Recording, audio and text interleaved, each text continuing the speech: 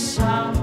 I promised myself to treat myself and visit a nearby tower, and climbing to the top will throw myself off in an effort to make clear to whoever what it's like when you're shattered, left standing in the lurch at a church where people are saying, my God, that's tough. She stood him up.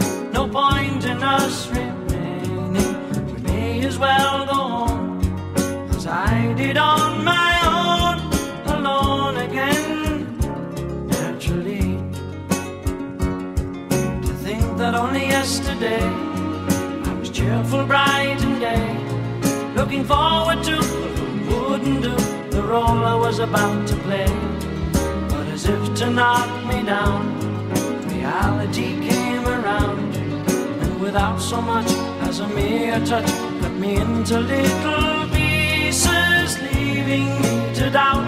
Talk about God in His mercy, who, if He really does exist, why did He desert me in my hour of need?